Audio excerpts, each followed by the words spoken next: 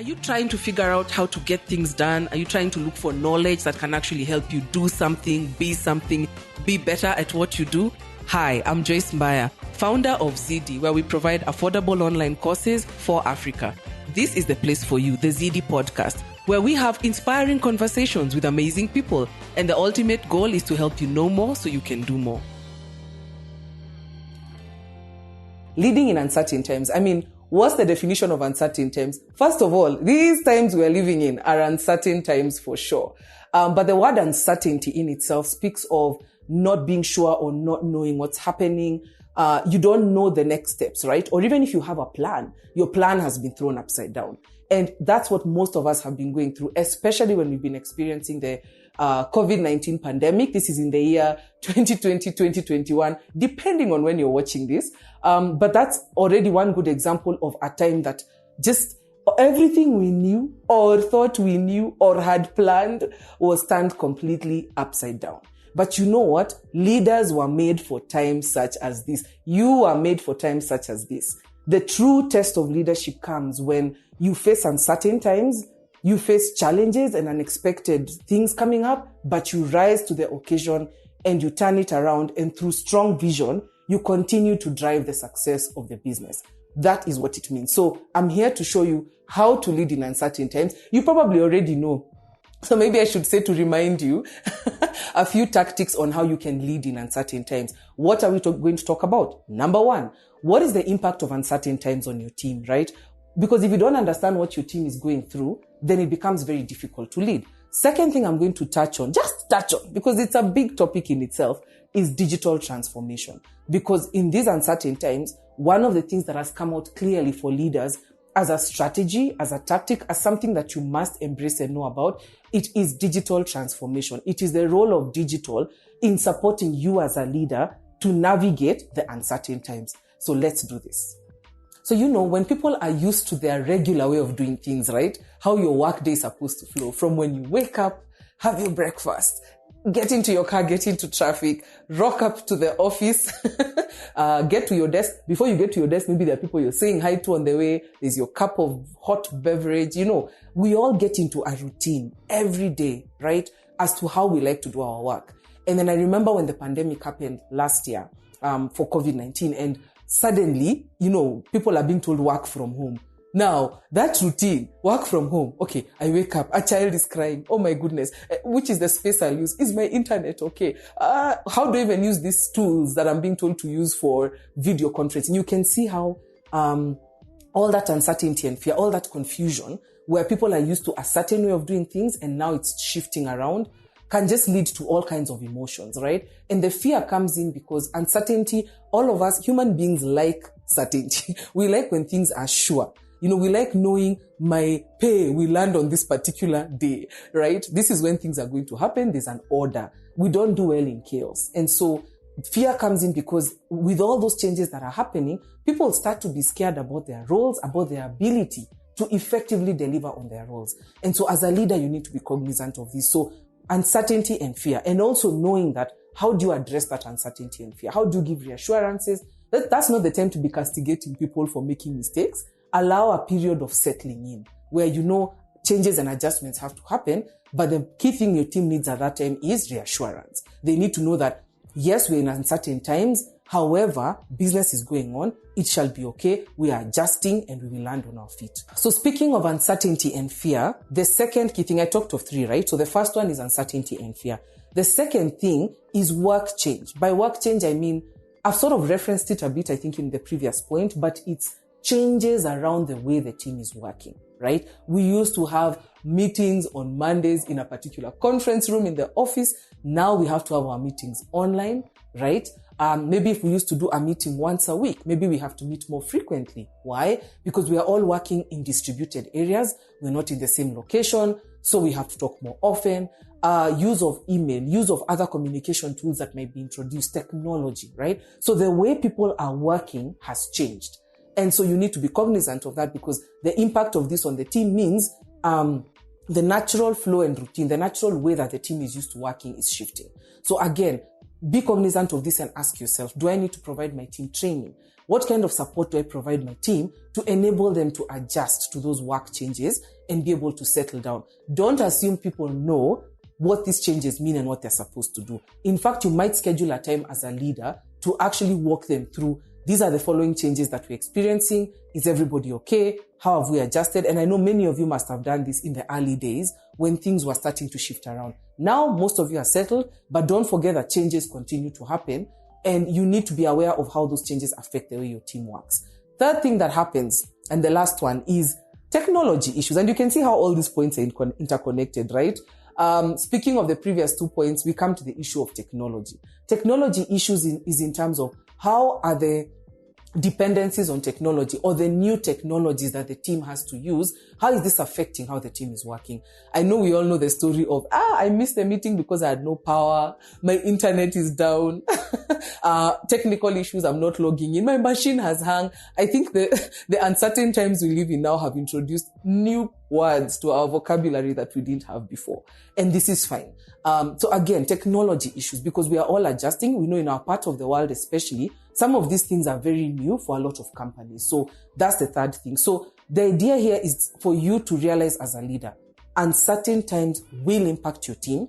They will impact your team in different ways. If you can understand how your team is impacted and be intentional about addressing it, then you stand a better chance. The 3 ways: uncertainty and fear, the emotions that your team is feeling. Number 2, changes around the way the team is working. And finally, technology issues. And being able to address all this is the first step to leading effectively in uncertain times. So we've talked about leading in uncertain times, and we've talked about 3 ways that your team is impacted during uncertain times. Now, let's talk about tactics. Let's talk about the how, right? You're sitting here telling me, I know there are 3 ways they're affected, but what am I supposed to do? Yes, there are ways and things you can do. There are strategies that you can apply as a leader to help you effectively lead your team in uncertain times. And there are very many. The list could be 10, but I've cut it down to the 4 that are most effective. I'm telling you, I have used them. They work. And if you can just apply these 4 things in whatever simple way you can as a leader, you will start to have a better results from your team, and you'll start to feel more comfortable leading your team in uncertain times. So what are the 4? The first one is daily rituals, okay? Remember, people's routines have been affected. How do you introduce the right daily rituals for your team in these new uncertain times? The second one is flexibility, because the very nature of uncertainty means we will make a plan, we will think we have a plan, but shortly the plan will be turned upside down. So flexibility is the second tactic. The third tactic is empathy. And if you notice some of the things I'm sharing, they are not technologies. They have a lot to do with emotion and understanding where your team is. So empathy is a strategy as well that can help you lead your team in uncertain times. And the last one is clarity. So 4 tactics that I'm going to cover. I'm going to delve into these tactics one by one in the next lessons that are coming up. So the first tactic that can help you lead your team in uncertain times is daily rituals for your team. I've already mentioned that the first thing that happens when we are leading in uncertain times is routine is affected. People feel unsure of themselves in terms of how they're going to continue to work effectively during these uncertain times, right? So what does this mean? This means as a leader, do you have quick check-ins? Do you have ways that you engage with your team more frequently than you did before? And they can reach you one-on-one in case they need clarity on issues, right? Daily rituals could be, we call them huddles. Huddles are not quite meetings, but they are get-togethers that you can have with smaller individuals, smaller teams, in terms of 2 or 3 people within the team, right? So you could say, I want to talk to these 2 guys because I see something they need to do. Let's have a huddle. A huddle could be 15 minutes, by the way. Don't go and do a 1-hour meeting for a huddle. So that's one example. Daily rituals could be, I noticed some leaders doing things like every morning for 15 minutes, you come together, you share a quote, or you say something, or even direct calls. Hi guys, good morning. Did you wake up well? Are you good? Is your internet okay? Are you logging into X? And especially with entry-level teams or teams that don't have as much experience, they might need a bit of that because they don't have the structure that they had with the office, and they're still learning the personal discipline of working with minimal supervision. So they're in between. So teams like that might need more check-ins from you so that you don't assume people are okay and yet they're having issues. We found ourselves, if I give my own example as a leader, my team now is using the use of WhatsApp skyrocketed during uncertain times. And it's not always comfortable. I remember trying to introduce, because I'm a technology person, something called Slack. And it was just not working. People tried, I think they would forget to log in. And so that's something I had to adjust as a leader. I had to think about what's also comfortable for my team. So I noticed most people just seem to be okay with WhatsApp, but also we are a small team. My team is a total of about 7 people at any given time. I think for a larger team, it might be tricky. If you're in a corporate organization, I don't know if you're allowed to use WhatsApp. Probably you have tools like Slack or Microsoft Teams and the tools that come with that. It's okay. Whatever tool you find, the idea is that you have a group chat, yeah, or a central place where when you post something or you mention something or the team hears from you, then you keep people aligned with the work, right? Daily rituals don't have to be about work, by the way. It could be prayer. It could be a motivational quote. Maybe what your team needs from you is something beyond just saying, hey, are you on top of your work? It's, are you okay? Is everything fine? Someone's machine could be having issues. This happened in my team where someone was running late on a task and eventually it was because their computer was having issues. You see, things like that are not obvious because you're not in the same office. And I remember saying as a leader, can someone please call and talk to the person, because the amount of stress they might be going through, you might not be aware. You see? So that's one thing. So daily rituals like calls, finding out, is everybody okay? Are your tools working okay? Do you need any support? It's just finding little things you can do on a day-to-day with your team to maintain similar routines, to maintain that same flow that you had when you are all working together from the same location, right? And to enable people to feel that you're present as a leader and that they can reach out to you and connect with you at any given time. So we've talked about the first tactic, right? Which is daily rituals. Now let's talk about the second tactic, which is embracing flexibility. And I want to call out a few of you here because the very essence of embracing flexibility speaks to the fact that micromanagement may not work effectively during uncertain times. This is a struggle for most of us as our leaders, especially I remember when the pandemic first happened. For most leaders and managers, the first challenge they had is, how do I know people are working if I can't see, if I'm not there to check, if I can't come to your desk and ask you? We're used to feeling like we have to have so much oversight, literally looking over people's shoulders to ensure they can work. But the way the world is changing now, we are realizing this style of management really may not work. And also the new school of Gen Y, millennial employees and different types of young people coming into the workplace also have a different mindset that is tougher to micromanage. I think the world is just changing in many different ways. So as a leader, you have to release it, because eventually what happens is it will demotivate your team.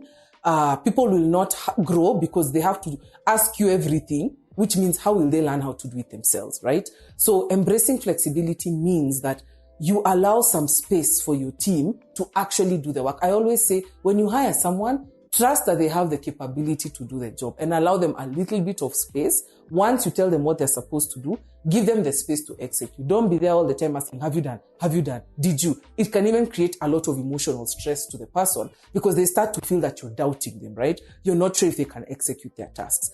Flexibility also comes in realizing that you might start out on Monday with a particular plan for your team in terms of what needs to happen, but the business in and of itself goes through so much change in uncertain times, right? Whatever your strategic plan was for the year, every quarter might be changing because the business has to adjust to all the changes that are coming during the uncertain times. So you need to be flexible. You need to ask yourself as a leader, how do I keep reviewing? How do I stay in tune with the changes that are happening and then equip my team accordingly so we are not lost, all right? So that's another aspect of embracing flexibility. Embracing flexibility also means if people have a different suggestion or idea on how to do things, you can't assume you know everything as a leader, right? So you might find during your team meeting, one of your, the people you're managing in your team, one of your employees is saying, you know what, we were trying to do this last week and I observed the following issue. Can we try it this way? You can't be the person then saying, no, that is not the way we do things around here. You have to think about the fact that this person day to day is engaging with their task. Be open to the suggestions that your team gives. In fact, I've realized that by listening a little bit more, I also gain so much because the team is able to tell you what's happening. They're able to give suggestions. And that freedom within the team means everybody grows. None of us know everything. I don't know everything. I don't think you as a leader know everything. So many good ideas and good strategies are sitting with your team if you can give them the chance to voice it. In fact, create space for that in your weekly meetings. What does anyone have suggestions? Does anybody know how we can do this better or differently to be more effective as a team? And that also opens up the communication channel. So embrace flexibility. Don't be attached to your old way of doing things, because in uncertain times, that really doesn't work. All right, we've talked about 2 tactics already that can help you lead your team in uncertain times. The first one was the daily rituals, and the second one was embracing flexibility. Now, the third one, and this is a really big one, is empathy. What's the definition of empathy? I love the word empathy, whether it's with my customers, with my team. Empathy is actually an emotional intelligence tool or tactic that makes you very effective as a leader. Empathy speaks to the ability to put yourself in someone else's shoes, the ability to see things from the other person's perspective. We say it as, I feel what you feel. I'm walking in your shoes and I understand. So empathy comes in here because empathy is what will allow you as a leader to take a step back and gain an understanding of the emotional space that your team is in, right? It allows you to create something we call social safety. Social safety is where people don't feel judged based on their particular circumstances at any given time. Now, one good example of this is, how teams have to go into remote working. One of the things that happens is that when you have to take meetings from home, home is a private space. I've seen a lot of people do interesting things to have a nice background, to make sure their pajamas are not being seen. Their wall paintings and murals, which might be controversial, are not being seen. None of us were prepared for this necessarily. So each of your team members is working from a different space and you don't know how that space looks like. I've seen situations where, if somebody is on a call and a dog passes by and no one in the team knew this person has a dog. Or maybe no one in the team knew this person has a child, and then all of a sudden the sound of a baby crying and like, Allah, so-and-so has a child. Who is the baby crying in the background? We've seen different things. So basically, the idea of working from home makes people have to let you in a bit more. It makes our personal lives revealed maybe in a way that we are not ready for, and sometimes it's not intentional. So as a leader, you have to allow your team to feel safe. You have to make people feel that it's okay, all right? Because this is something that none of us can control. Of course, you encourage professionalism. You encourage them to have an official corner in the home, wherever they are, or a space where they can work with those minimal interruptions, but be cognizant that things could happen. Most of us try to plan the best way we can, but sometimes things could happen. I've seen situations where people forget to mute, and sometimes we'll hear too much of things we don't want to hear. The last thing you want to do in such a situation is then make the person a victim. Oh, so and so, we thought this was happening, and make it a discussion. It even becomes common gossip amongst the team. That can lead to a very difficult culture. And that's why I'm calling it social safety. I am safe within my team. I am socially accepted. I am not going to be judged for my home environment, for where I live, for whatever circumstances, because now I can't be in the office. You with me? So empathy, ask you yourself how you would feel, yourself if somebody judged you, if somebody did not give you your space, or you did not have that sense of safety. For most leaders, chances are you're in a better financial position than your team is, right? Maybe by virtue of the fact that you're probably earning more. That means you have a little bit more space to do things that your team cannot do. Maybe to have a space that they cannot have. Have empathy, If somebody says their power was cut off, you can't start saying, now we know the people don't pay their bills. The people are not managing their salaries well. You cannot do that. That's, again, being judgmental. That's what takes away the social safety of your team. People's personal lives have to remain their personal lives. Yes, they'll make their choices. Those choices are now going to start to overlap with work because they have to work from home or work from a different location.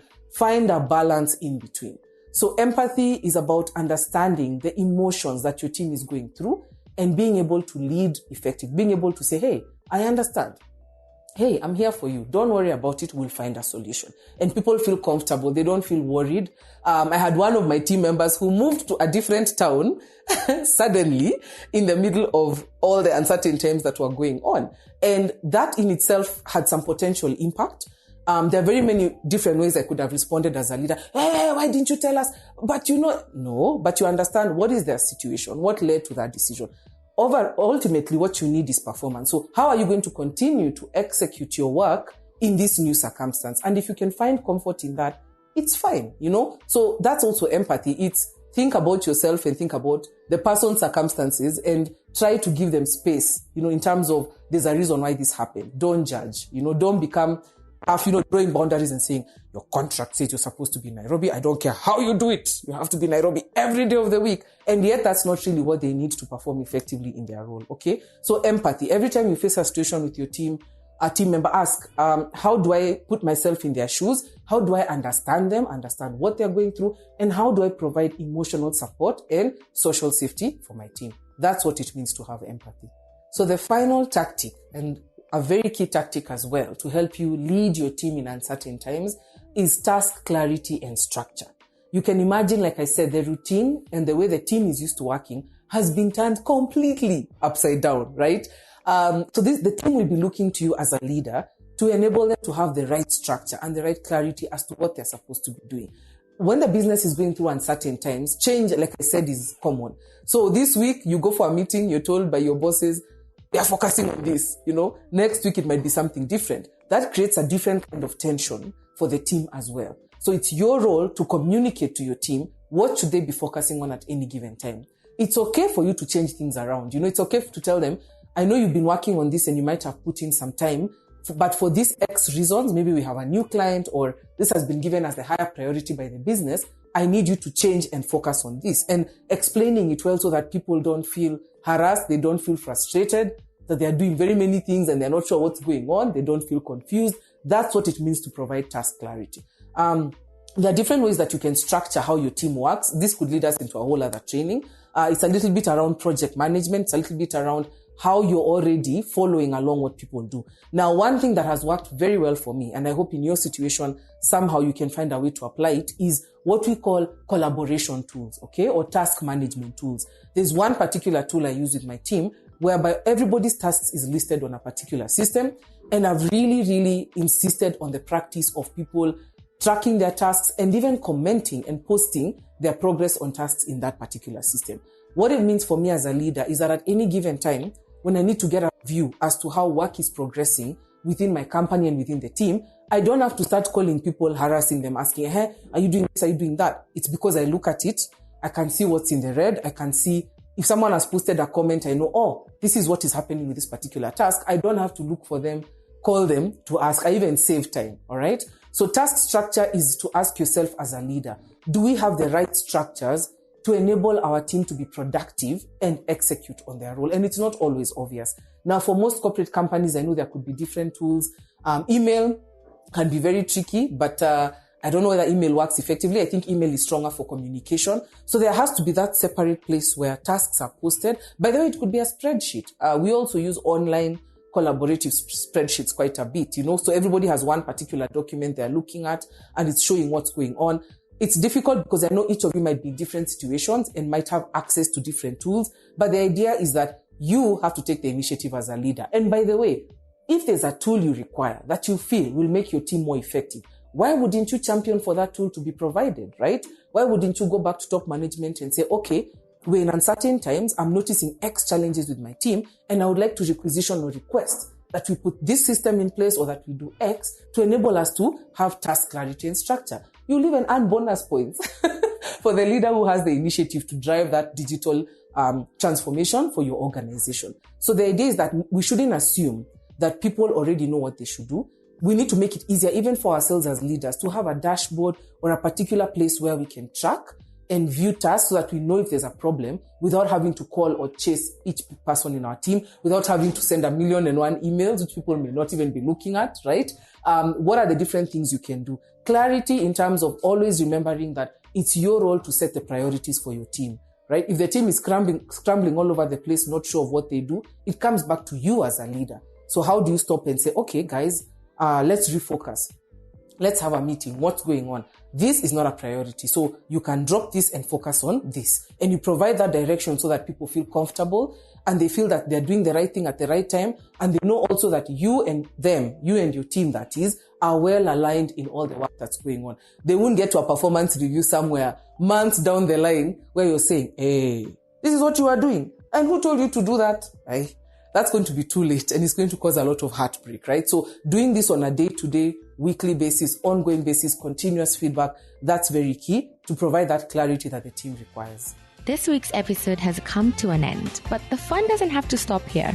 If you have any questions, suggestions, or feedback, head over right now to Twitter and Facebook and like and share, comment, get involved. Let us know what you think, what you want to learn next, and join us next time.